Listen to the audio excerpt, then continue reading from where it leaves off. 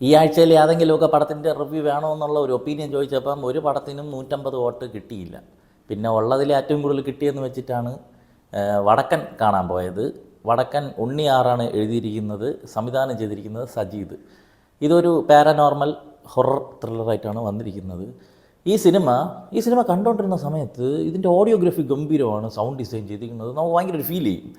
എടാ ഇത് ആരുടാന്ന് പറഞ്ഞുകൊണ്ട് പിന്നീട് ഇത് കഴിഞ്ഞിട്ട് കാസ്റ്റ് നോക്കിയപ്പോഴാണ് റസൂൽ പൂക്കുട്ടി എന്ന് അറിഞ്ഞത്. അതാണ് ആ ക്രാഫ്റ്റ് പടം കണ്ടുകൊണ്ടിരിക്കുമ്പോൾ തന്നെ ഇത് ആരാണെന്ന് അറിയാതെ തന്നെ നമുക്കത് വെളിവാകും എന്നുള്ളതാണ്. ഒരു ഐലൻഡ്, ആ ഐലൻഡിൽ കുറച്ച് പേരെ മറ്റേ ബിഗ് ബോസ് പോലെ വിടും അവിടെ താമസിക്കാൻ വേണ്ടി. ഒരു ഹൊറർ സ്കാരി ഹൗസ് പോലത്തെ ഒരു സെറ്റപ്പാണ് ഇത്. ഈ സെറ്റപ്പൊക്കെ വേറെ ഏതൊക്കെ പടങ്ങളിൽ എവിടെയൊക്കെ കണ്ടായിട്ട് എനിക്ക് ഓർമ്മയുണ്ട്, സിനിമയുടെ പേരൊന്നും ഓർമ്മയില്ല. ആ ഒരു സെറ്റപ്പിൽ കുറച്ച് പേര് അങ്ങോട്ട് വിടുന്നു. അവിടെ അവരെ പേടിപ്പിക്കാൻ വേണ്ടി ചെറിയ പരിപാടികളൊക്കെ ഇതിൻ്റെ ക്രൂ ചെയ്തു വെച്ചിട്ടുണ്ട്. അവിടെ നിന്ന് അങ്ങോട്ട് പിന്നെ എന്തിനാണ് സംഭവിക്കണമെന്നുള്ളതിൻ്റെ മിസ്റ്ററിയാണ്. ഒരു ഹൊറർ സാധനമാണ് പടം ഉദ്ദേശിക്കുന്നത്. സിനിമയുടെ മേക്കിങ് തൊട്ടക്കത്തിൽ തന്നെ ഇതിൻ്റെ CGI ആണെങ്കിലും ഇതിൻ്റെ ഞാൻ പറഞ്ഞില്ല സൗണ്ട് ഡിപ്പാർട്ട്മെൻറ്റ് ബിജി ബാല് കൊടുത്തിരിക്കുന്ന സ്കോറുകൾ, അതുപോലെ തന്നെ അതിൻ്റെ സിനിമാറ്റോഗ്രാഫി എല്ലാം ആണെങ്കിലും നല്ല ടോപ്പ് നോച്ചായിട്ട് നമുക്ക് ഫീൽ ചെയ്യും. നമുക്കിത് ഈ തുടക്കത്തിൽ ഒരിടത്തും ഈ സിനിമ ഈ കാണിക്കുന്നത് കോമഡി ആയിട്ടോ ലാഗായിട്ടോ എനിക്ക് ഫീൽ ചെയ്തില്ല. ഭയങ്കര ഫാസ്റ്റിൽ പോണ പടമൊന്നുമല്ല, പക്ഷേ നമ്മളിങ്ങനെ പിടിച്ചിരുത്തും അടുത്തെന്ത് ഒരു സംഭവം നടക്കാൻ പോകണമെന്ന് നമുക്കറിയാം.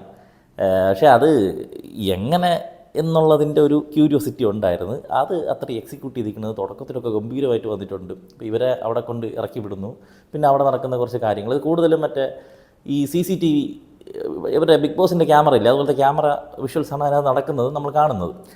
അതിൻ്റെ ഇടയ്ക്ക് തന്നെ റിയലായിട്ടുള്ള റോ ഫുട്ടേജസും കാണിക്കുന്നുണ്ട്, ഇതൊക്കെ ഉണ്ട്, എല്ലാം ഉണ്ട്. പക്ഷേ നമുക്ക് ഈ യൂട്യൂബിലൊക്കെ ഇതുപോലെ മറ്റേ CCTV ഗോസ്റ്റ് കോട്ടോൺ CCTV എന്നൊക്കെ പറഞ്ഞിട്ടുള്ള വീഡിയോസ് കാണുമ്പം നമ്മളിങ്ങനെ നിശ്ചലമായിട്ടിരിക്കുന്ന ഒരു സ്ഥലത്ത് പെട്ടെന്നൊരു സാധനം, ഒരു പാരനോർമൽ ആക്ടിവിറ്റി നടക്കുന്നു, ഒരു സ്കേരി ആയിട്ടുള്ള സംതിങ് നടക്കുമ്പോൾ നമുക്കൊരു ഒരു ഒരു വീട് ഫീൽ വരില്ലേ.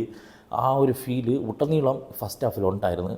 ആ സാധനങ്ങളൊക്കെ എടുത്തിരിക്കുന്ന അടിപൊളിയായിരുന്നു. ഒരു ഫസ്റ്റ് ഹാഫിൻ്റെ അവസാനത്തോടെ പോകുമ്പം ഗംഭീരമായിട്ട് തന്നെ അത് എക്സിക്യൂട്ട് ചെയ്തിട്ടുണ്ട്. ഞാൻ വിചാരിച്ച് ഫസ്റ്റ് ഹാഫ് കഴിഞ്ഞ് ഇത് വേറെ റേഞ്ചിൽ മലയാളത്തിലെ എണ്ണം പറഞ്ഞ ഒരു ഹൊറർ ത്രില്ലറായിട്ട് മാറും. അതിനുള്ള പരിപാടിയുണ്ട്, അതിനുള്ള ബിൽഡപ്പാണ് കൊടുത്തിരുന്നത്. കാരണം അജാതി ഒരു തിയേറ്റർ എക്സ്പീരിയൻസ് ഇതിൻ്റെ ഫസ്റ്റ് ഹാഫ് തന്നിട്ടുണ്ട്.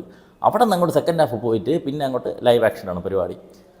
പിന്നെ നമ്മൾ പ്രതീക്ഷിക്കുന്നത് ഒരു ഹൈ ആണ്, ഒരു സീറ്റഡ്ജാണ്, ഹൊറർ മൊമെൻറ്റ്സ് ആണ്. ഇങ്ങനെ നമ്മൾ പ്രതീക്ഷിച്ച് മൈൻഡ് അതിനുവേണ്ടി സെറ്റാക്കി വെച്ചെടുത്ത് വടക്കൻ എന്നുള്ള സിനിമയിൽ തെക്കും വടക്കും ഇല്ലാതെ കുറേ കഥാപാത്രങ്ങളെ എന്ത് ചെയ്യണമെന്ന് അറിഞ്ഞുകൊണ്ട് നിസ്സഹായരായിട്ട് എഴുതി വിട്ടിക്കുന്ന കാഴ്ചയാണ് നമ്മൾ കണ്ടത്. പിന്നെ അങ്ങോട്ട് യാതൊരു ഹൈയും ഇല്ല.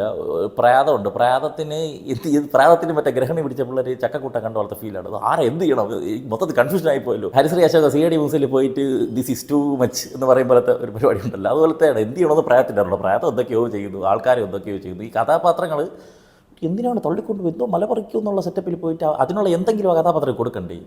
ഇത് അവരുടെ പെർഫോമൻസിൻ്റെ ഒന്നിൻ്റെയും കുഴപ്പമില്ല. എഴുത്ത് സെക്കൻഡ് ഹാഫ് വളരെ വീക്കായി പോയി. എന്തെങ്കിലുമൊക്കെ സാധനങ്ങൾ ചെയ്യായിരുന്നു. ടെക്നിക്കലിയൊക്കെ എല്ലാം അപ്പോഴും നന്നായിട്ട് തന്നെ മെയിൻറ്റെയിൻ ചെയ്ത് പോയിട്ടുണ്ട്. പക്ഷേ സംഭവമില്ല, ഒരു ലക്ഷ്യബോധവും ഇല്ലാത്ത അന്തവും കുന്തവും ഇല്ലാത്ത ഒരു രണ്ടാം പകുതി ആയിപ്പോയി. അവിടെ തന്നെ പിന്നീട് അങ്ങോട്ട് ഞാൻ പറയില്ല ലാഗില്ലായിരുന്നു പറഞ്ഞ സാധനങ്ങൾ പിന്നീട് ലാഗ് വന്നു തുടങ്ങി. അതിൻ്റെ ഇടയ്ക്ക് ശ്രുതി മേനോ ഫസ്റ്റ് ഹാഫിൽ ഡയലോഗ് വരുമ്പോഴേക്കും കാണാതെ പിടിച്ച് പറയും പോലത്തെ ഒരു ഫീലായിരുന്നു. സെക്കൻഡ് ഹാഫ് വന്നപ്പോഴേക്കും അതിൻ്റെ ഒരു പൂർണ്ണതയായിരുന്നു. നല്ല കോമഡി ആയിരുന്നു. കുറേ സീനുകളൊക്കെ സീരിയസ് ആയിട്ട് പോകുന്ന സീനുകളൊക്കെ കോമഡിയാക്കി വെച്ചിട്ടുണ്ടായിരുന്നു ശ്രുതി മേനോൻ. എന്താണെന്നൊന്നും ഞാൻ പറയില്ല. അതുപോലെ കിഷോർ നല്ല നടനാണ്, നല്ല റോളുണ്ട്, നല്ല അഭിനയ പ്രാധാന്യമുള്ള റോളാണ്, നന്നായിട്ട് തന്നെ അങ്ങനെ ചെയ്തിട്ടുണ്ട്. പിന്നെ മെറിൻ ഫിലിപ്പിന് കാര്യമായിട്ടൊന്നുമില്ല. പിന്നെ കുറേ പേരുണ്ട്, അവരൊക്കെ ഞാൻ പറയാം. അപ്പോൾ ഞാൻ പറഞ്ഞത് ഇത് ഇങ്ങനെ നല്ല രീതിയിൽ പോയി ഫസ്റ്റ് ഹാഫ് എൻഡ് ചെയ്യിപ്പിച്ചിട്ട് സെക്കൻഡ് ഹാഫിൽ ഒന്നും ചെയ്യാനില്ലാതെ വെറുതെ ഫ്ലാറ്റായി പോയ ഒരു പടം. അവസാനം എൻഡിങ് ഒന്നും അത്ര കൺവിൻസ്ഡ് അല്ല. പക്ഷേ അപ്പോഴും ടെക്നിക്കലി നല്ല രീതിയിൽ തന്നെ സിനിമ എടുത്തിട്ടുണ്ടെന്നുള്ളത് പറയേണ്ടി വരും. ഇവരെ കൂടാതെ പിന്നെ റിയാലിറ്റി ഷോയിൽ പങ്കെടുത്തത് കലേഷ് രാമാനന്ദ്, നമ്മുടെ സെൽവൻ്റെ കുറച്ച് കാര്യങ്ങളുണ്ട്. അപ്പോൾ ഇതിൽ കുറേ സൈഡിൽ നമ്മൾ പ്രയത്തിൻ്റെ സൈഡിൽ നിൽക്കും. യവന്മാരെ ഇത്രയും ചെയ്താൽ പോരാ നമുക്ക് തന്നെ തോന്നിപ്പോൾ ആ രീതിയിലുള്ള വെറുപ്പിക്കലുള്ള കുറേ പരിപാടികൾ ഇവരുണ്ട്. പിന്നെ മീനാക്ഷി ഉണ്ട്, വാഴയില്ല മറ്റേ മുടി കട്ട് ചെയ്ത കൊച്ച്. പിന്നെ ഗാർഗി ഉണ്ട്. ഗാർഗിയെ ഈ മറ്റേ ജോജുവിൻ്റെ ഒരു പടം ഇറങ്ങില്ല, നാരായണീൻ്റെ 3 ആൺമക്കൾ, ആ സിനിമ കണ്ടവർക്കറിയാം.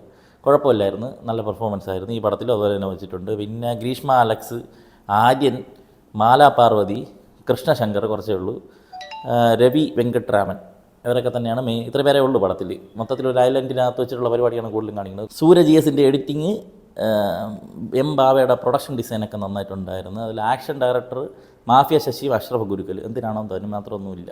അപ്പോൾ ഒരു ഓവറോൾ വെർഡിക്റ്റ് എന്ന് പറയുന്നത് വളരെ മികച്ച ഒരു ഫസ്റ്റ് ഹാഫ്, എഴുത്തിൽ പാളിപ്പോയ, ശരാശരിയിൽ താഴെ മാത്രം നിൽക്കുന്ന ഒരു രണ്ടാം പകുതി ചേർന്ന സിനിമയാണ് വടക്കൻ.